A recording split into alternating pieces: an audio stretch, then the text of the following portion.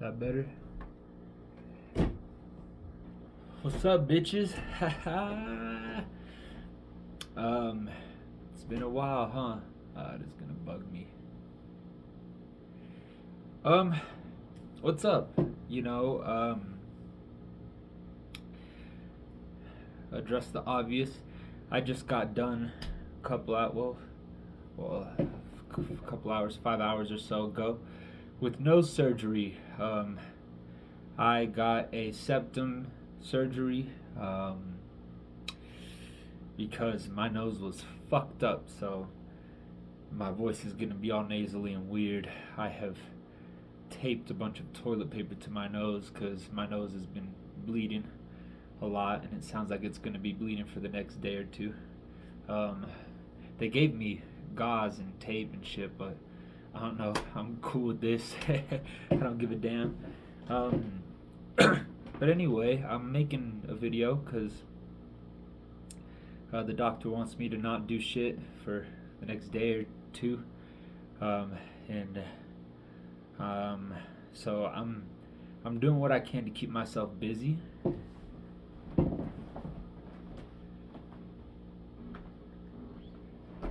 TV making noise. But I figured I haven't done one of these in a while. The last one I did, I haven't posted yet. I'm gonna post it before I post this, so they'll go up at the same time. But I guess like a little quick recap of the last one. Emily broke up with me, and so I've just been dealing with that for the last little bit. I'm doing a lot better now. I'm feeling a lot better. Um, Definitely not great. Definitely don't feel amazing. But I'm taking this opportunity to learn how to grow and be my own person and do my own thing. Because it's time for that lesson. That's what this is. God understands the goals that I have and the dreams that I want, and so He's put me on the path to get them. And that means that I got to start learning to do things for myself and not for people around me or for any relationships or anything like that. So Emily and I are still good. We still love each other a lot. And honestly, it's a hard thing for me. It's another lesson I'm learning, because it's hard for me to comprehend the fact that she can love me just as much as she always has, and she can not want to be in a relationship with me. That's real hard for me to understand and to hold both of those ideas in my hand. But now's the time to learn it. You know, now's the time to learn everything. And honestly, um, Emily's the best thing that has ever happened to me, ever, just point blank. And it really hurts that it's costing me the best thing I've ever had, for me to really take my life seriously, and start figuring out how to do things for me. But it's the case, you know. So I'm just flowing with God. I'm trusting in Him, and I'm putting all of my hope and all of my chips in God, because I know that He's got plans for me. I know that He has a future plan for me that's better than anything I could have ever imagined for myself. So as much as it hurts right now to be in this gray area and to once again be uncomfortable and in a place of pain and hurt and loneliness, I know that it'll eventually lead to what it is that I want in life. So through all the pain and the tears, I'm going through it. I'm not quitting. The first time in my life, someone's broken up with me, and I'm not giving up on life. I'm not giving up on myself. I'm not giving up on existence. I haven't quit. Hi, handsome. Come here. Come here. Or don't. But yeah, I just, you know, my relationship with Emily and Emily breaking up with me have really been the catalyst for me to take life seriously, because like I said, I don't want to lose someone like her ever again, ever in my life, ever. I just, or at the very least, not because I'm not ready or because of problems that I got, and I know I got a lot of problems. I've been really thinking it over, and since 2019, essentially, I've been with the little boy.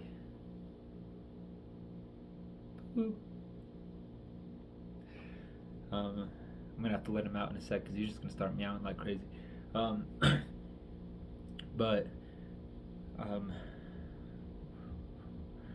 for since 2019, getting introduced to weed and psychedelics and stuff, I feel like did a lot for me at the time to grow and to really get distance from myself, to be able to ask questions of myself and of God and of life. And I went through a big excavating phase in a way, just digging up a lot of things about myself and just growing. I guess I just feel like I've been growing and growing and growing and growing for the last 6 years now, and now I feel like at 25, I feel another phase of my life starting, and this is a phase that I never thought I was gonna see. This is a phase that I felt might never come for me, and it's because this phase has everything to do with healing now. I've been doing a lot to question and to find out, for the last 6 years, and I've been real grateful for it. But I can see now that asking questions is no longer useful to me. It was really useful for me to get out of where I was, but now I see that it's the time for me to trust, and it's the time for me to believe. It's time for me to stop asking questions and to do. It really pains me to be going through this, but I've done a lot to damage myself over the course of my 25 years of living, and now I feel like God has put me in a place where I'm capable of healing myself, of fixing myself up, and losing the relationship that I had, that I saw a future in, and God told me to pursue, and God told me was for me, and God told me I could have if I wanted it. It just shows me the blatant places in my life where I'm lacking, and so regardless of whether or not I want to be doing any of this, I see that there's no place for me to go. I have goals that have been fully realized now by this relationship that I had. It was a healthy relationship. It was fucking hard, and it was really challenging, and it took a lot of effort, more than maybe more than Emily was capable of putting in at this time, which is no shame, because she too has things just like me where, to be honest, it'd just be easier to heal on your own, to put your own efforts into yourself, instead of trying to heal yourself in a relationship, which, to me, God was telling me was extremely doable if we wanted it, but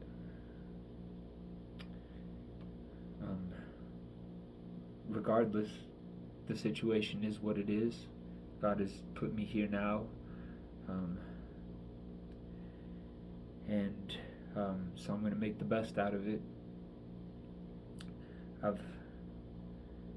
been addicted to porn and masturbation since I was fucking 10, 11 years old. It's been 15 years of my life um, digging a hole, and I knew from the jump that I was digging a hole, but it just seemed way too much to ask of a little kid to face the repercussions of my actions.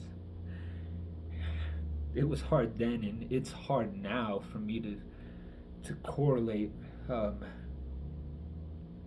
damage that watching porn does with the lack of connection, the lack of self confidence, the lack of motivation that I have in my life. To me, it's real hard to see. I keep saying it's like 2 + 2 = fish. Like somehow it makes sense, but being in it, I just don't really see it.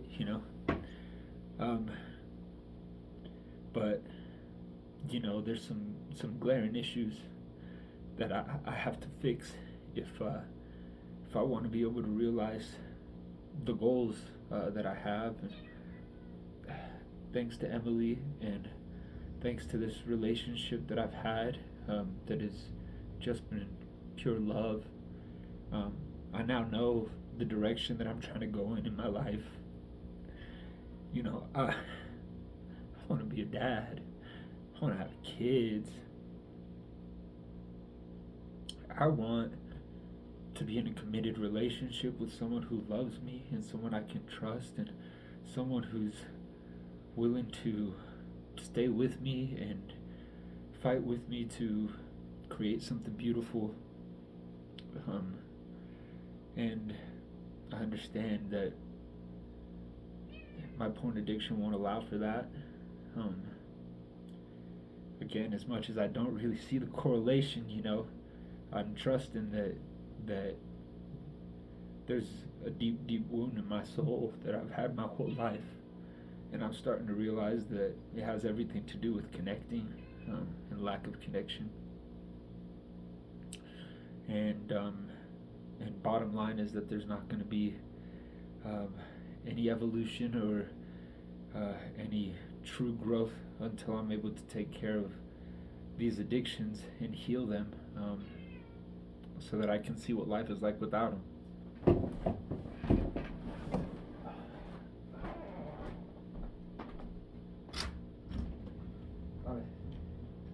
Be safe.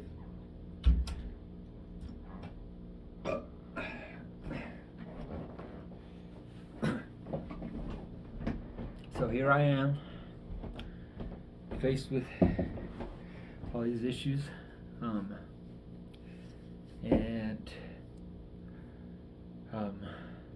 and really there's no other choice that I have but to do something, to finally try. I'm speaking right now on my porn addiction and masturbation addiction because those have to me been the longest ones, but another one that I'm giving up is weed. I've officially gotten rid of every piece of paraphernalia that I own. I had a massive box just full of bongs and lighters and weed contraptions and all this fucking crap. And it's gone. It's gone. I had Emily holding on to it, and when we were exchanging some of our stuff, I just told her keep it, throw it in the garbage, don't matter. But I know that that's not going to help me. I've done a real good job of staying away from weed for months, and within the last month I've slowly been reintroducing it into my life, with really mixed feelings about it. And after starting to smoke again, it was just really clear to me two things. One, that I don't have enough discipline to control myself or have a balanced life when I'm smoking. Not to say that I never will, but right now I most definitely don't. weed slowly begins to control me, and I find comfort there. And at the same time, it was really evident to me that, every time I would smoke, um, I would just be sitting there questioning my life, um, and most importantly, questioning the love that Emily had for me. And I'd be questioning her and kind of drilling her because I just didn't know if I could trust her, if she was just trying to hurt me, if she was trying to take advantage of me or lie to me, if the things she was saying to me were too good to be true. And and you know now in this sober state, um, and where I am in life, what's happened with my relationship, it's clear to see for me that um, that weed used to be useful for me because it really did give me space for myself. It allowed me the ability to question things that needed questioning. But now I see that all weed really does is make me question God, question the flow of existence, question reality itself. And we're past that. You know, we're that's just got me spinning my wheels, and I've been doing that for the last 6 years. And to me, it's clear that following God is the answer for me. To surrender, to allow what is to be, and in that I will find my true self. In that I will find the divinity in Greg, and weed really just does a lot um, to keep my ego around, to keep the small version of me, the little me that I've defined and I've created to feel comfort alive. And I have to be willing to let him go for the greater good. I'm letting go of weed, and I've gotten rid of everything, and I don't have any plans anytime soon to be going back. Um, and I want to be finished with porn. I want to be finished with masturbating. I don't want those things to rule me anymore. I don't want weed to rule me anymore. Um,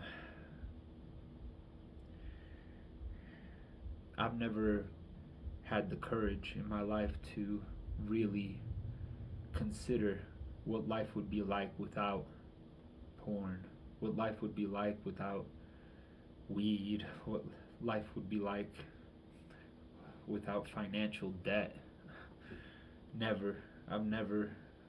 Because to me, I'm like, why spend your time thinking about things that'll never happen? It's just torturing yourself. Um, but now I'm moving up in levels, in vibrations, and frequencies, to the level of courage, because I don't fucking know if I can do this stuff, but I'm choosing to believe I can.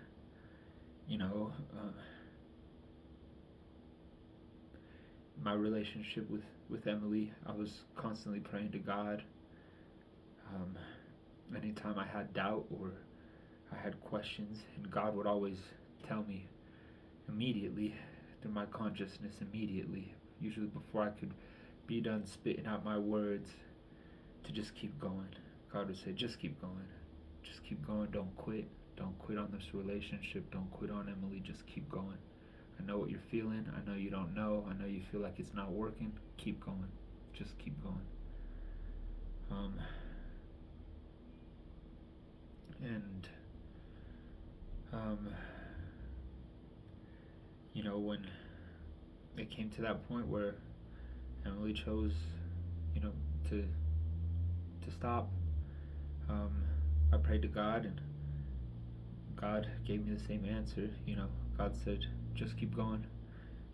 But He said to just keep going by yourself, but to not quit, to keep moving. And if Emily's asking you to let her go, to love her the way that you truly, truly love her, and to respect her wishes, and that's what I'm doing. I'm going slow, but I'm letting her go. And the truth is that I've never ever loved anybody so much in my life. I've never had unconditional love for somebody the way that I do for her. Um, and so I've never been able to love somebody enough to let them go. I make it as painful as I possibly can. I prolong as long as I can. I hold on and I squeeze and I fight um, till I've dug a hole for 6 years that has just broken my spirit and my soul and my will to live. And I respect myself too much now to do that. And I respect and I love Emily too much. I love her. I just fucking love her. It's hard to express. I'd always tell her constantly, words are stupid. Words are fucking stupid. I just wish I could express to you the way that I feel for you. Um, but, you know, I've never cared enough about somebody to let him go, and this is extremely difficult for me. This is new territory. Um, I've been telling people. Um, I downloaded an app called Brain Buddy, and it's $15 a month. It's the only app that I've ever really paid for. That's just an app, but to me, it's worth it. But it's an app that helps keep me accountable. That helps me rewire my brain and reboot my brain from all of the damage that porn has done. And the app has me do a check-in every night, an accountability check-in, checks on my stress levels and my triggers throughout the day, and whether or not I watch porn or masturbated. It's put me into a group of other people in the chat, and um, and it gives me activities throughout the day to help my self-control and to gain wisdom about the harmful effects of porn, and it's doing a lot for me. Something that I really enjoy is that it'll have me read a success story of people that are much further along than I am. Yesterday marked my 2 weeks without watching any porn or masturbating. Real proud of myself for that. But in the success story that I read a couple days ago, there was a line that really stuck with me, and I'm kind of paraphrasing, but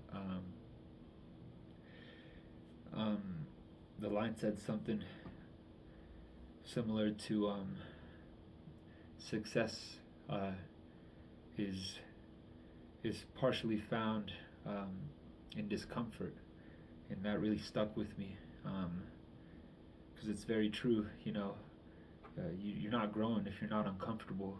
If you're doing everything you can to keep yourself safe and in a bubble and comfortable and keep life from hurting you, all you're really doing is limiting your potential, limiting who you can be.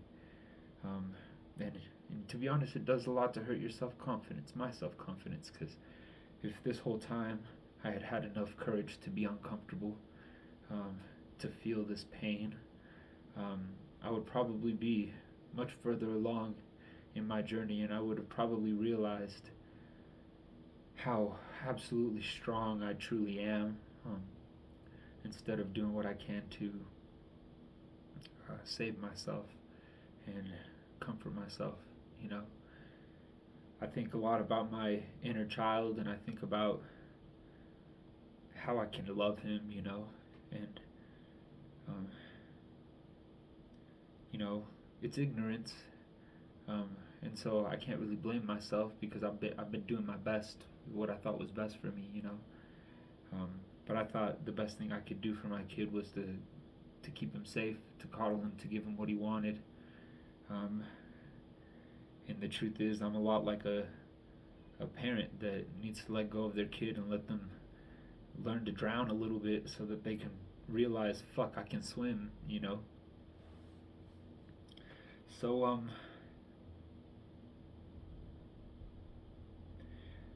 so here I am, and I'm dealing with my addictions. I started sex therapy. I've found a Porn Addicts Anonymous group online. I am doing nightly check-ins on the app. I'm praying every day, um, and I'm doing what I can to show Gregory love in various different ways. On the board behind me, see that little white piece of paper? There was a week that Emily was on a cruise, and I just didn't really know what to do with myself. And it was after a really, really bad porn binge that I had. It lasted all day, and I was just doing what I could to try and show Gregory, to try and prove to him that I cared about him.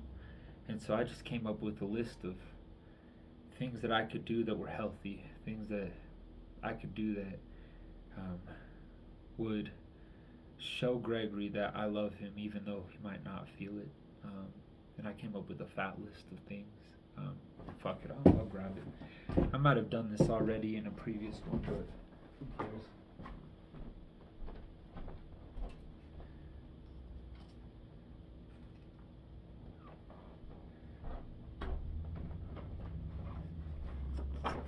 It'll be backwards, so you can't read it, but that's what it looks like.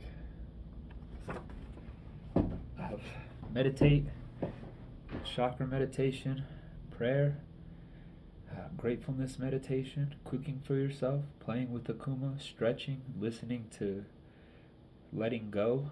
It's one of my favorite books, probably my favorite book, to be honest. Listen to anti-porn videos on YouTube, just, you know, a midday prayer, going to Porn Addicts Anonymous, working on art, going on a run, going to boxing / hitting a heavy bag, driving Uber, taking a nap, fasting, taking a cold shower, sparring, making a podcast, doing my accountability check-in, lifting, reading, and then an addiction recovery activity, which when I wrote, I totally understood what I was talking about. I don't really right now.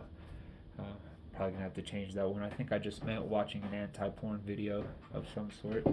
I might change that to just watching motivational video or videos on YouTube of some sort of any kind, really. But anyway, I came up with a list of things to do to love myself, and I'm just trusting that this list is gonna save my life. You know, my efforts are gonna show. You can see all the check marks that I have, because every day I'm checking these off, and I'm trying to hit at least 5 things on the list every day. But I've just come to the realization that where I am in life isn't where I want to be, and so the only person that's going to save me or change my circumstance or put me in position to achieve and to gain the things that I want out of my life is going to be me. So as much as taking responsibility and learning to do things for myself is so fucking hard, this is the discomfort that's required for me to continue on with my life and to improve it. So I'm doing what I can. Doing what I can, and I know God's gonna take care of the rest. I feel it. I feel like God is setting me up, you know, to receive all of the blessings that I know now that I want, and I know that it's gonna take this effort in order for me to get it, and so I'm putting it in, because man, nobody's gonna stop my porn addiction but me. Nobody's gonna stop my weed addiction but me. Nobody's gonna get me out of debt but me. No one. And I think that those are things that Gregory needs in order for Gregory to be stable, and upon that stability I'll be able to build a healthy relationship, and I'll be able to create the life that I want. I want to be a goddamn fucking dad. I want to be a dad. I want to have a little shit running around the fucking house, and I want to teach him values and everything that my father wasn't there to teach me, you know, because I have so much love, you know. That's another massive thing that I'm really grateful for, to Emily and to God for the relationship I've had for the last 5 months, is that I've learned how much love I have to give. I'm so full of love, and I do such a good job at giving it. I really am great at loving and taking care of things. I feel like I'm one of God's caretakers, you know. I'm really good, and um, so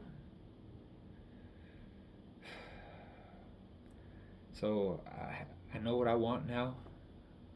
I hate that it took the best thing in my life to get it, but I know what I want, and now all that's left is for me to go do it. Um, for me to heal, you know. I've unearthed all my problems, and now all that's left is for me to do something about them, you know. And so I assume that that's what the next 5 years of my life is going to look like. Um, you know, I'm praying to God to have mercy on my soul, to bring somebody into my life that I can keep giving that love. And I understand it's me, you know, it's me. Um, but God knows how much I just want somebody to take care of and to love and to treat well. And I get it. It's like every time I say it, I'm like, yup, it's you. God's not going to bring nobody. God's not going to bring nobody. God has you staring at him right now. I get it. But, you know, God knows what I mean. Um, and so I guess when the time is right, when the time is ready, that person will come in. And, you know, Emily and I talk a lot, and um, you know, it's really hard to let go, but we both really trust God, and um, and we don't know what God has in store for our futures. Uh, Obviously, a part of me would love for God to bring Emily back into my life um, after I've healed, after she's been able to heal some, but um, you know, Lord knows. And the thing that has been driving me is that God knows better than I do. God knows better than I do. God knows better.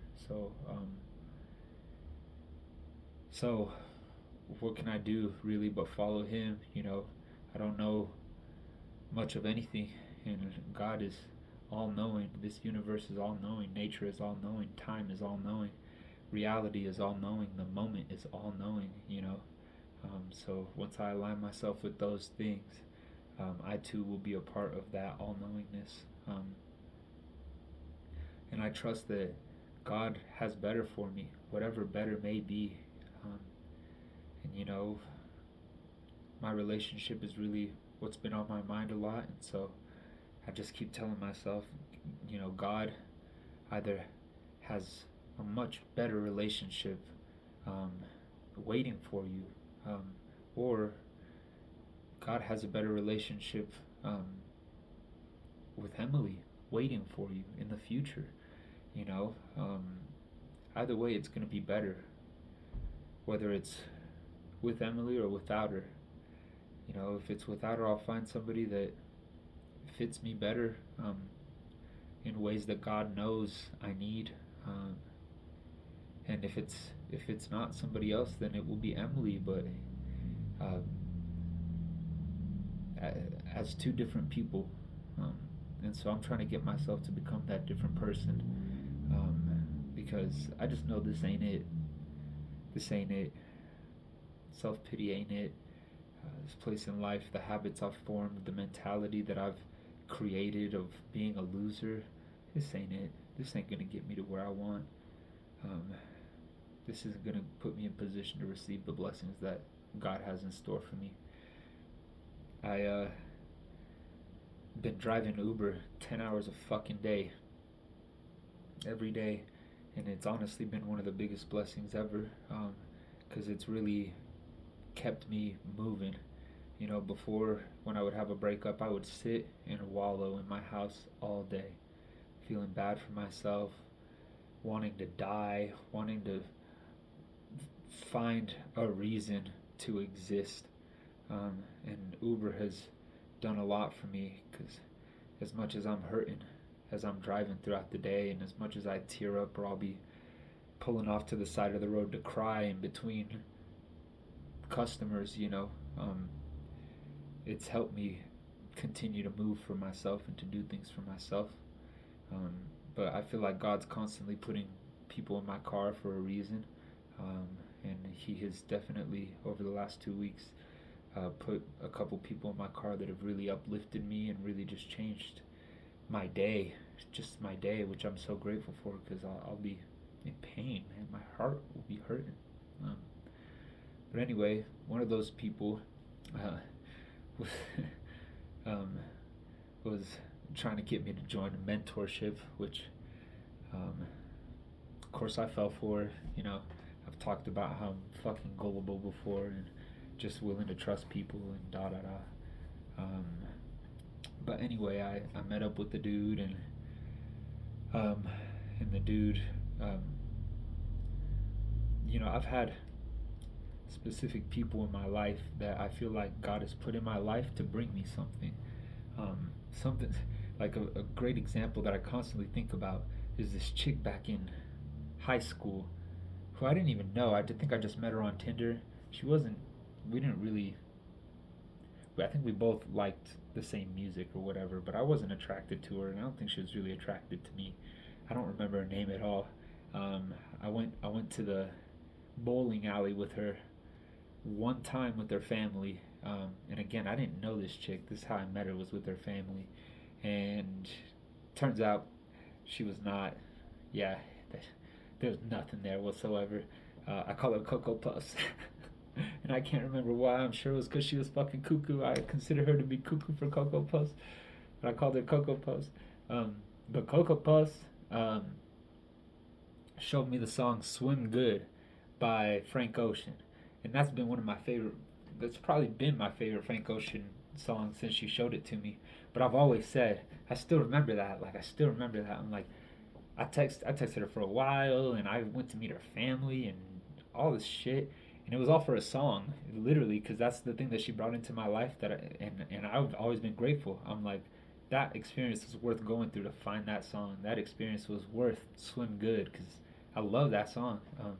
But I've had experiences like that in my life, and I feel like this guy who was trying to bring me into his mentorship was the same situation because he told me that he wanted me to read a book, um, and I was like, whoa, whoa, whoa, I don't fucking read, bro. but but I listened to it, and the book was Who Moved My Cheese, and if you know, you know, and if you don't, Who Moved My Cheese is an audio book, or at least the audio book is 1 hour long, 1 hour and 3 minutes or some shit. So it's literally just an hour. But it is the story, fictional story of two mice that are in a maze and two mice-sized humans that are in a maze. And they're working their way through the maze to find some cheese. And in the beginning of the book, the mice and the humans all find this massive pile of cheese, and they feel set for life. The mice, being mice, are not taking anything for granted, and they're treating their life every day the same exact way. And the humans are humans, and so they grow very comfortable with the fact that they've found an endless supply of cheese. They no longer feel the need to go out and explore this maze to find cheese because they have all the cheese they've ever wanted. So they set up shop, they build homes, they get lazy, they become entitled, and before you know it, they eat up all the cheese, and they're so far gone that they don't even realize that they ate the fucking cheese. And so one day they come into the room with all the cheese. They're like, "Who the fuck took our cheese? Who took my shit?" And they are so flabbergasted by the fact that somebody would dare move what is theirs, would dare take what belongs to them, that they're practically in shock. They don't make no moves, you know. And um, and the mice, being mice, show up to the same room because they've all been coming to the same room. They don't see no cheese, and they go, "Let's go find some fucking cheese." It's what we do. We're fucking mice, you know. They don't question it. They just do.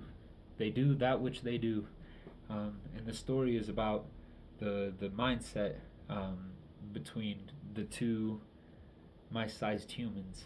One of them being extremely entitled and extremely hurt by the fact that life has changed, that things have changed, and the other one is working up the courage and eventually um, embarks on a journey back out into the maze, as painful as it fucking is, as uncertain and as scary and as full of fear as he is, um, because bottom line is there's no cheese in that room. There's no cheese, so um, there's nothing that you can do but go find yourself some more. And you can bitch and you can moan and you can cry, or you can get the fuck up, and go. And yeah, it makes me want to cry because I'm looking at it right now, and like after my relationship with Shalise, the two guys' names are Hem and Ha because they're hemming and hawing. I think it's kind of dumb, but whatever. But I think it's I think it's him. I can't remember which of them is which, but the complacent one that sits there, never gets off his ass, um, never finds the courage to go into the maze and to get what he wants ever, fucking ever. And the other one, um, as much as it fucking hurts, learns the painful lesson that when life changes, you must change with life. And he ends up finding himself in that maze, finding his character, finding his confidence, finding out that being in that maze is actually life itself, um, that he can do it, that he is capable. And if if I wasn't fucking whatever him, the dude that stayed inside the room after the cheese was gone after Shalise, 6 years, all I did was drag myself through the mud, try to punish myself, and hate myself because I lost someone, because somebody left me, because I wasn't good enough to be with someone. Um, and and now I look at myself and how I'm handling this situation now, and I'm in fucking pain, and it fucking hurts, and I'm not enjoying it, and I'm scared to death, and I don't think I can do it. But I realize I'm never gonna find what I'm looking for sitting here doing nothing. It's never gonna happen.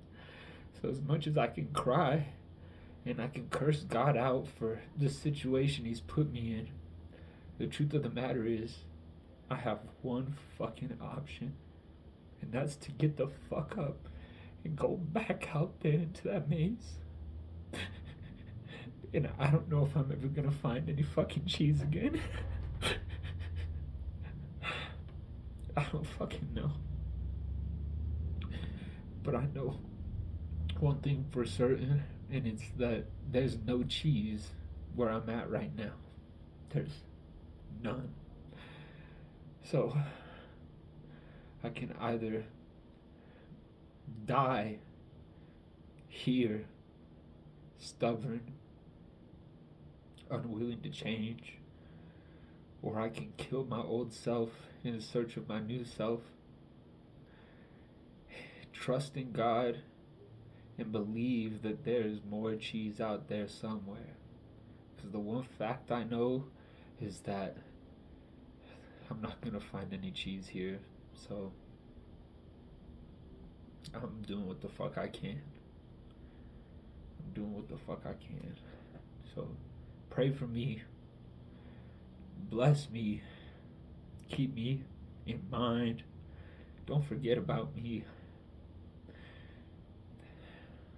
This ain't easy, but I'm trusting to God that this is fucking worth it.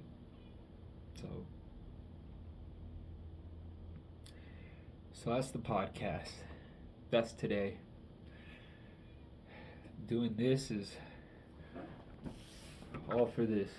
It's all to show myself love, show myself I care.